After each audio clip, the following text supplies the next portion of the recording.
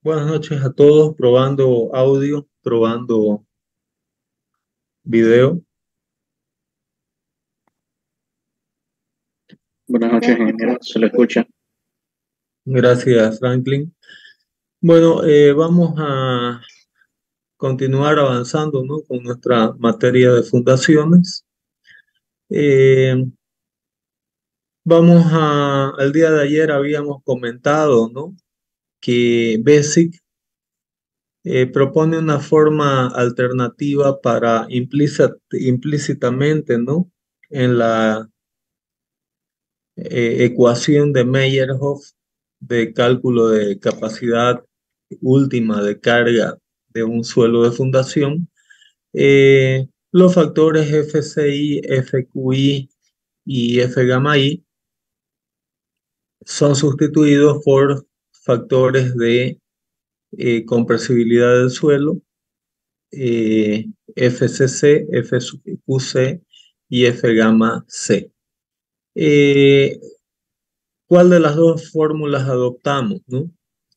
Para ello, Basic propuso un parámetro, ¿no?, de referencia de rigidez del suelo denominado eh, índice de rigidez del suelo, que es dado por GS dividido por C' más Q' tangente de Φ', donde GS es el módulo de formación transversal del suelo o módulo cortante, ¿no?, que puede relacionarse en función al módulo elástico dividido por 2 veces 1 más ni, donde ni es el coeficiente de, de formación transversal de un material, en este caso suelo, ¿no?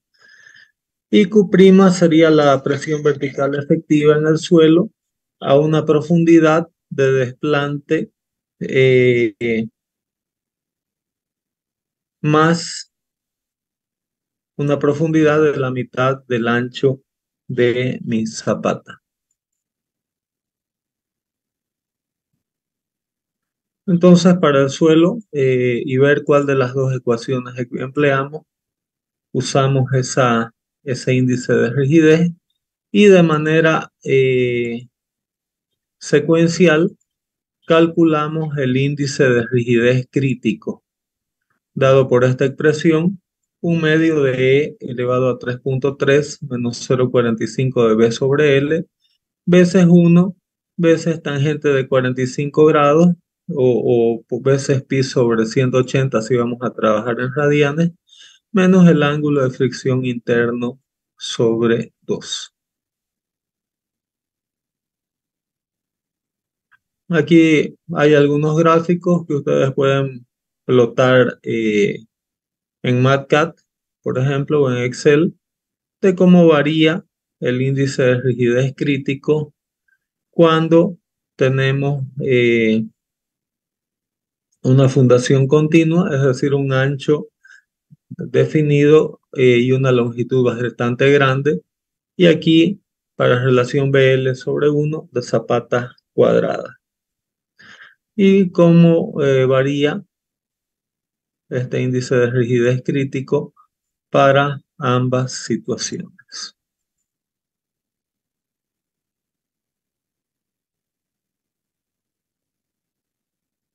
Como les había comentado, si el índice de rigidez es mayor que el índice de rigidez crítico, entonces los factores de compresibilidad son iguales a la unidad. Significa que el suelo es lo suficiente rígido como para recibir, ¿no?, la presión de proyecto o carga admisible, ¿no?, sin deformaciones importantes del suelo. En caso contrario, significa que el suelo es bastante deformable y tenemos que calcular los factores de compresibilidad, donde F gamma C está dado por E elevado a 4.4 más 0,6 B sobre L, tangente de phi', más 307 seno de phi' veces el logaritmo de 2 veces el índice de rigidez del suelo, dividido por 1 más seno de phi'. FQC se adopta el mismo valor que F gamma C, y FCC está dado por 0,32 más 0,12 veces B sobre L más 0,6 veces el logaritmo de nuestro índice de rigidez.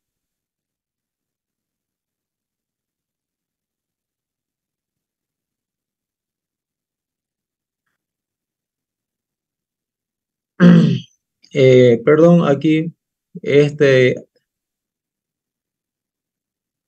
esta fórmula se emplea para FCC con ángulos de fricción nula, es decir, suelos cohesivos, y para suelos granulares se emplea FCC igual a FQC menos 1 menos FQC dividido por NQ, tangente de phi'. Y aquí está la variación de esos factores en función del índice de rigidez y del ángulo de fricción, ¿no? Tenemos las gráficas para diferentes índices de rigidez de F gamma C y FQC. Y vamos a presentar aquí a continuación un ejercicio de aplicación numérica, ¿no? De esas expresiones que vimos anteriormente. El ejemplo dice para una cimentación rectangular, ¿no? Superficial de 60 centímetros de ancho y 1,20 m de longitud con una profundidad de desplante de 60 centímetros, ¿cuál sería la capacidad de carga última? Entonces, como datos tenemos ángulo de fricción interno 25 grados, la cohesión del suelo 48 kilonewtons por metro cuadrado, peso específico del suelo 18 kilonewtons por metro cúbico, módulo elástico del suelo 620 kilonewtons por metro cuadrado, coeficiente de dilatación transversal 0,3, profundidad de desplante de mi suelo 60 centímetros, ancho de mi zapata 60 centímetros, longitud de mi zapata 1,20 m.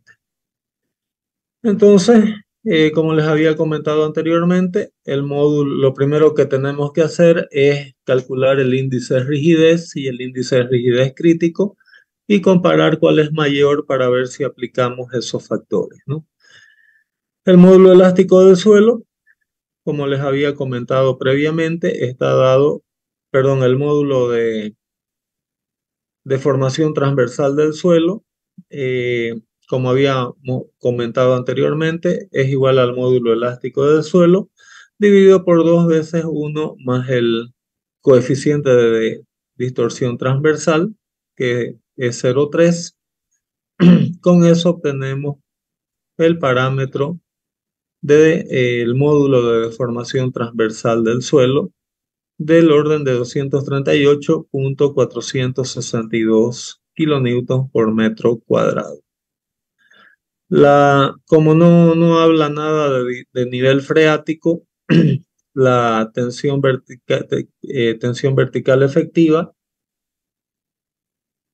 a la profundidad de DF más B medio va a ser gamma, que es el peso del suelo, veces DF, que es 60 centímetros, más B sobre 2, que es 60 centímetros entre 2, ¿no? Sustituyendo valores, obtenemos una tensión vertical efectiva de 16.2 kilonewtons por metro cuadrado. Y con eso tenemos todos los parámetros para calcular nuestro índice de rigidez del suelo. Sustituyendo los parámetros de GS, C', Q', phi', Aquí está, esta tangente está en radianes, por eso se hace la conversión. Con eso obtenemos un índice de rigidez de 4.292. No sé si quedó entendido hasta aquí. Si alguien tiene alguna duda o pregunta.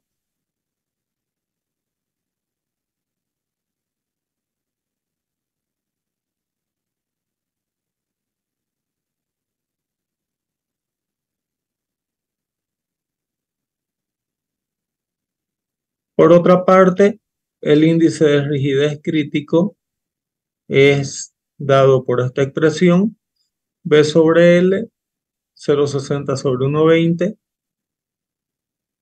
y tangente de 45 grados menos phi prima sobre 2.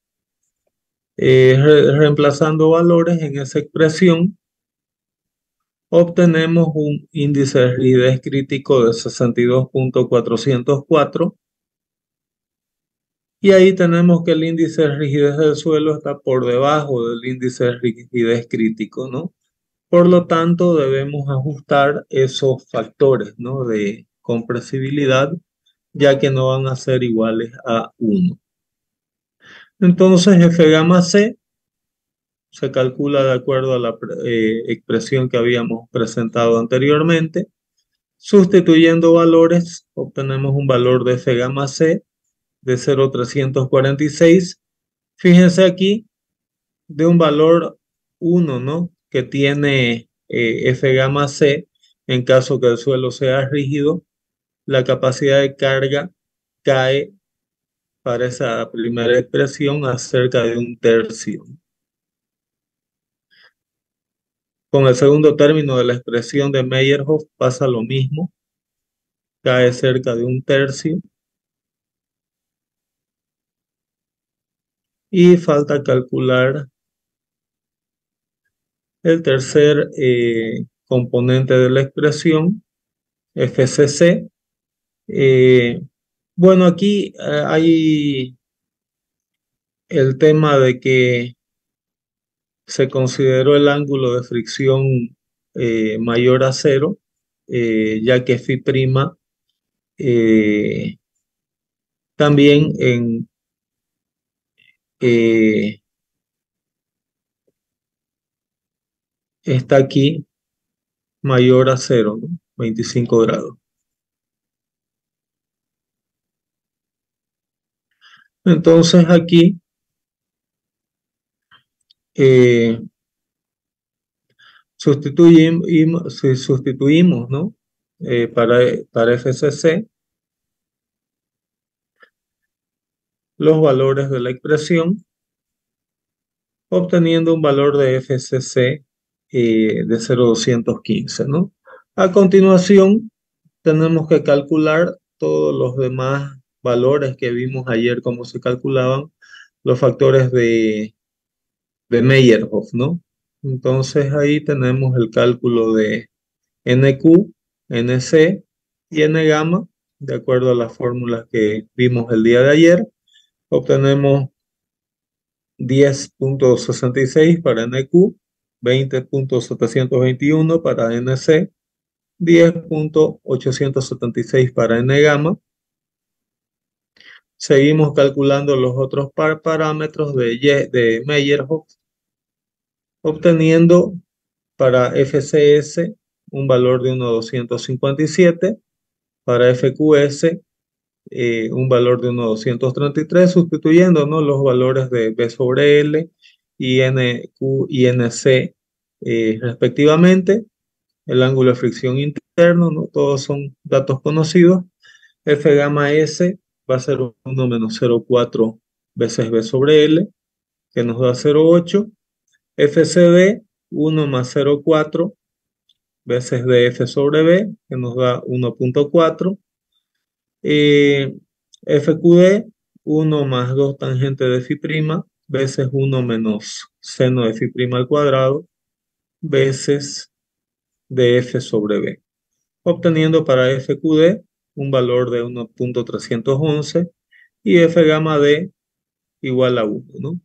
La presión admisible en el suelo, la profundidad de desplante, como no hay nivel freático, va a ser gamma veces df, que nos da un valor del orden de 10.8. Con eso prácticamente están calculados, ¿no? Todos los parámetros de Meyerhof y los parámetros de compresibilidad de Bessick.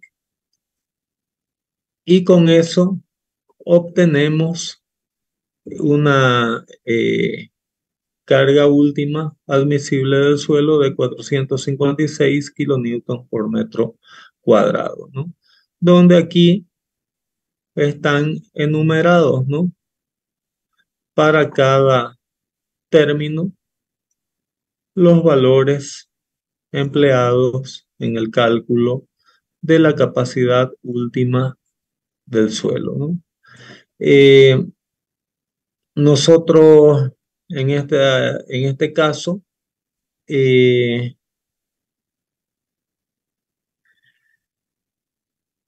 hemos visto que la resistencia va a ser menor, ¿no? Ya que estos factores de compresibilidad del suelo son menores a la unidad. Y nosotros no usamos U para dimensionar zapatas, lo que usamos es U sub A.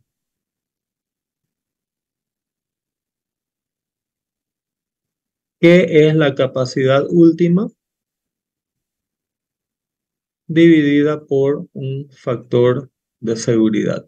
Este factor de seguridad por lo general se adopta como siendo igual a 3. Por lo tanto, si nosotros tenemos una zapata, ¿no? Sometida a una fuerza Q y la zapata tiene un peso W, el área de la zapata va a estar dada por la suma, ¿no? De la carga que llega a la zapata más el peso que llega a la misma dividido por Q sub A. ¿Quedó entendido? No sé si alguien tiene alguna duda o pregunta hasta aquí.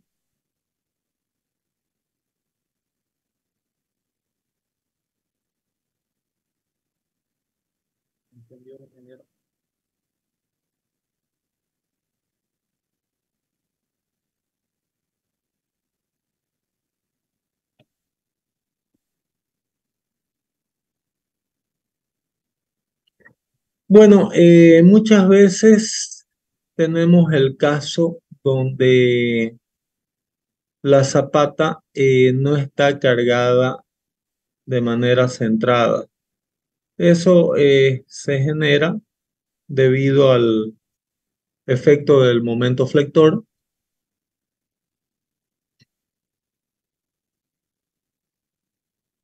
Y este caso puede ser igual a, si tengo aquí una carga P y aquí tengo un momento flector M, esto puede ser comparable a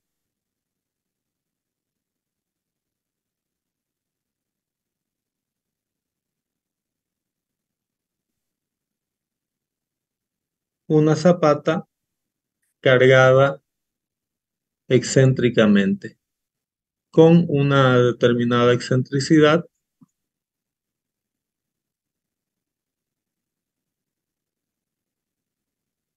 E,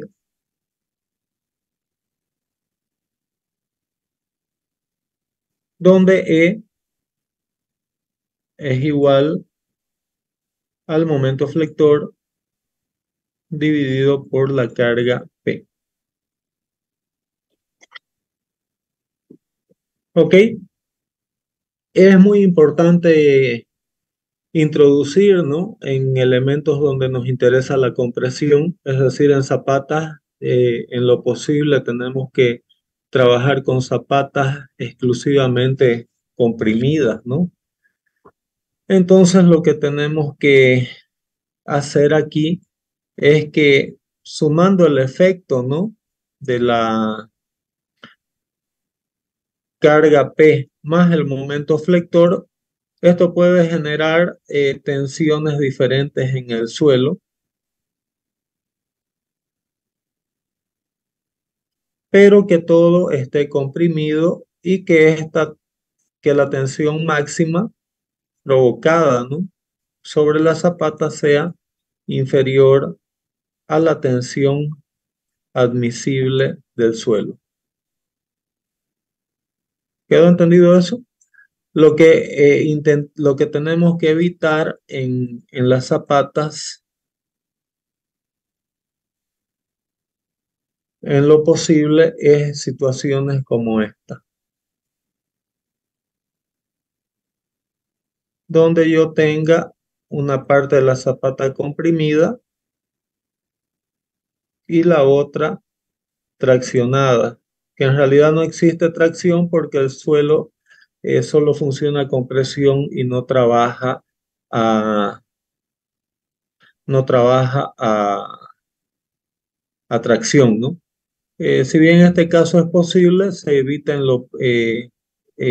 siempre y cuando aquí sigma 1 sea también menor a Q sobre A y que esta parte del levantamiento de la zapata sea mínimo, también es posible que funcione la zapata, pero este caso se evita en lo posible, siendo que por lo general tenemos que conseguir algo como el caso superior. Las tensiones no pueden ser uniformes a lo largo por el efecto del momento flector, pero esto eh, es lo que por lo general se desea, ¿no? Y aquí, para lograr esto, tenemos, es muy importante introducir el concepto de núcleo central de la zapata. Para ello vamos a suponer que tenemos aquí una zapata de una dimensión B por una dimensión L.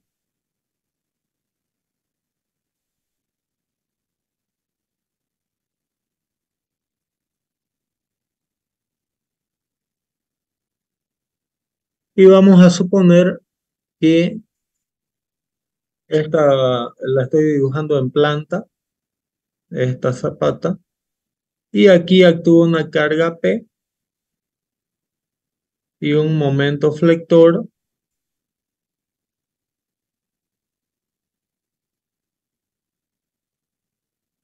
M.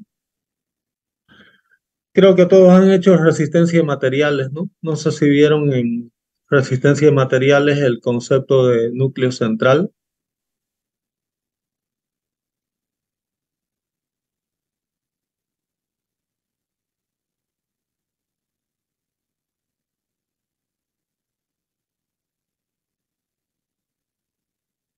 ¿Hay alguien atendiendo a la clase? Sí, ingeniero. Sí, ingeniero. Aquí, ingeniero. Sí, ingeniero.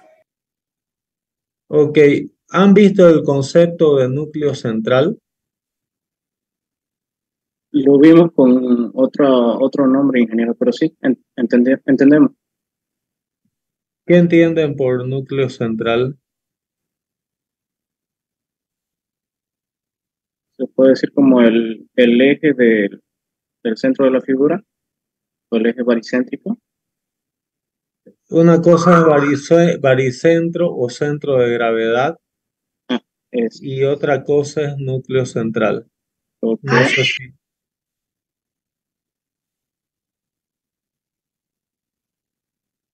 la idea de núcleo central es lo siguiente, es saber cuál es la excentricidad máxima que puede tener esta carga, es decir, cuánto puede andar esta carga hacia la izquierda o hacia la derecha sin generar tensiones de tracción en el suelo.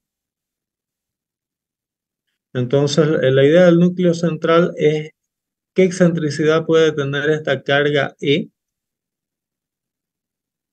sin que se generen tensiones negativas, ¿no? Es decir, de levantamiento de la zapata. ¿Ok? Y ese caso sería, por ejemplo, viendo aquí la zapata,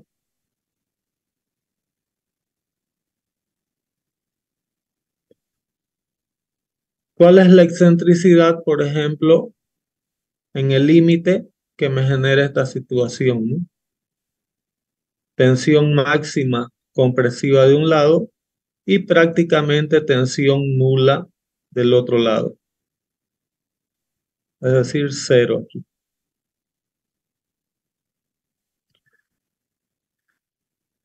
Entonces, ¿cómo resuelvo esto? Si ustedes recuerdan de la resistencia de materiales, puedo decir que la tensión aquí va a estar dada por la carga P dividida por el área de la zapata. El área de la zapata va a ser B por L, más el momento deflector que me genera la excentricidad, que sería P veces mi excentricidad, dividido por la inercia de mi zapata. ¿Cuál es la inercia de mi zapata?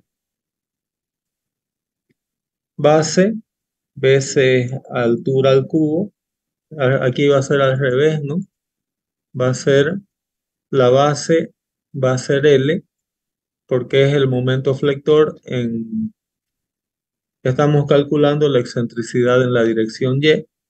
Entonces sería L veces B al cubo sobre 12.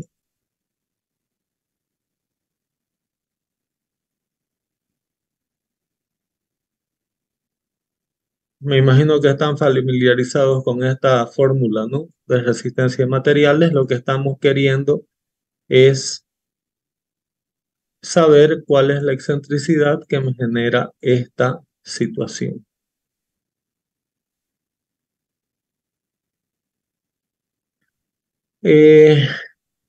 Con base en eso, aquí faltan veces la distancia máxima, ¿no? Que va a ser B sobre 2.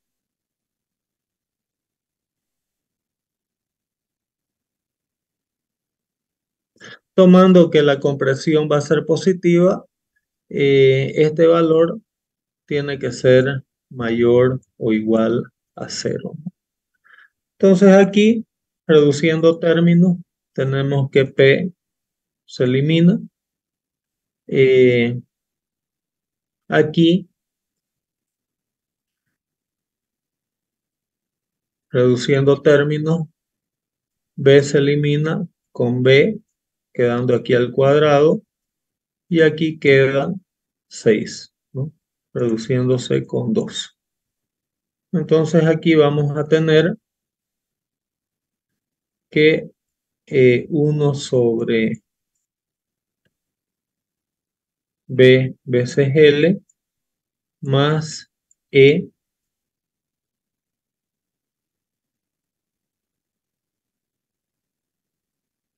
dividido por E veces 6, ¿no? Dividido por LB cuadrado.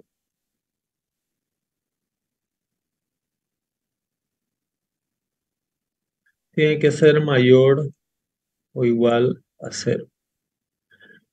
De aquí,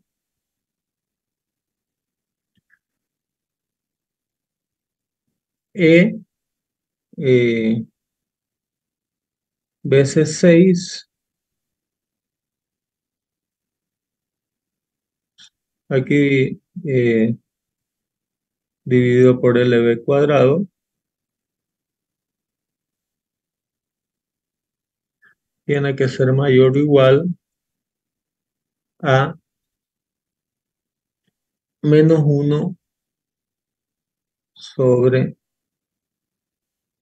BL. Reduciendo aquí estos términos, podemos decir que la excentricidad, para que no hayan tensiones de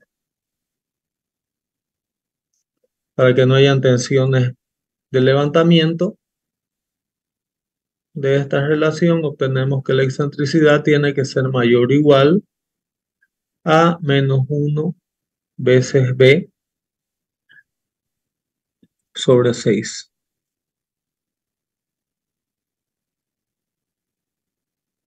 Vamos a escribir un poco mejor aquí.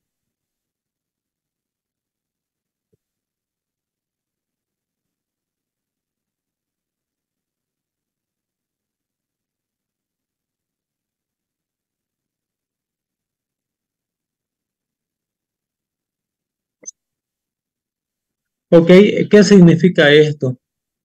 Que la excentricidad, que la habíamos tomado positiva para acá, podemos tener una excentricidad para este lado máximo de un sexto del ancho de la zapata para que no haya tensiones de levantamiento. En otras palabras, voy a diseñar aquí nuevamente, ¿no? Mi zapata.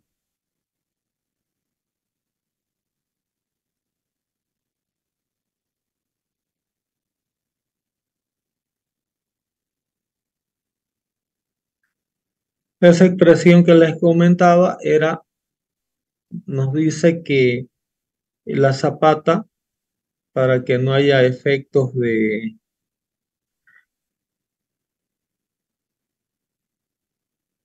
levantamiento, hacia este lado lo máximo que puede caminar es de un sexto de B. Como el problema es simétrico, también para acá lo máximo que puede tener de excentricidad la carga es de B sobre 6. Y en el otro lado, la excentricidad máxima siguiendo la misma cuenta, pero con el momento generado en la dirección contraria, lo máximo que puede andar o desplazarse la excentricidad es de L sobre 6 y lo mismo para abajo. L sobre 6.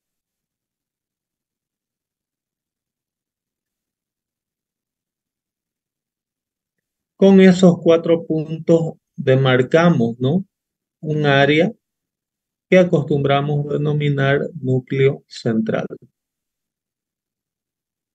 ¿Quedó entendido el concepto de núcleo central?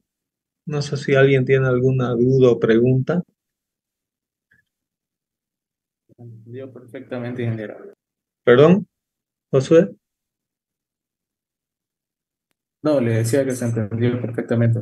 Gracias. Ok, muchas gracias, gracias. Ingeniero, una consulta. ¿Por qué delimita el núcleo central de esa forma, como un diamante? ¿Por qué no un cuadrado con esos límites?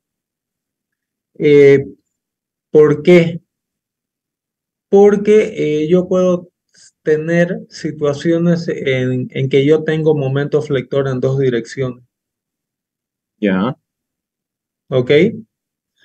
Y si ustedes verifican, hacen las ecuaciones de esa forma, van a ver que con la delimitación romboidal es en la cual es el área en la cual cuando yo tengo momentos flectores en ambas direcciones, no hay dentro de esta área, la carga puede tener excentricidad en una dirección, puede tenerse en la otra o puede tenerse en las dos direcciones, en cualquier punto de este rombo.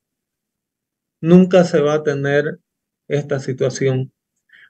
Yo manteniendo la excentricidad de mi carga siendo en una dirección o dos dentro del núcleo central, siempre voy a estar en esta situación. Muchas gracias, ingeniero. ¿Quedó respondida, Eric, la pregunta? Sí, gracias. Si ustedes hacen un ejercicio con una excentricidad aquí, por ejemplo, que estaría dentro de un cuadrado, pero fuera del rombo central van a ver que esta situación ya no verifica. Entonces, un muy buen criterio, ¿no?, que se puede adoptar en dimensionamientos de zapatas sometidos a efectos de momentos flectores, ya sea en una dirección, en la otra o en ambas, es dimensionar la zapata de tal manera en la que la excentricidad de la carga, calculada como la relación entre momento flector y fuerza axial, siempre quede dentro de mi núcleo central, que puede ser determinado fácilmente, ¿no?, calculando cuál es el secto del ancho y cuál es el secto del largo de la zapata. Esa es una regla que yo he empleado mucho, ¿no?, en mis proyectos que he realizado en diferentes estructuras y realmente le da tranquilidad a uno. ¿Ok?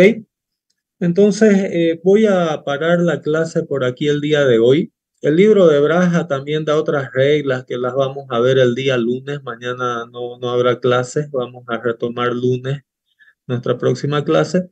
Pero vamos a ver qué dice también Braja con respecto al dimensionamiento de zapatas cargadas excéntricamente, que da también algunas reglas técnicas bien simples y bien importantes. ¿Ok? Entonces con eso finalizamos la clase el día de hoy y muchas gracias por su participación. Revisen el material para que no se vaya acumulando, ¿no? Está bien, ingeniero, gracias. Muchas gracias. ingeniero. Gracias, Tengan ingeniero. Ingeniero. buen fin de Ingeniero. semana. Hasta el día lunes. Muchas gracias.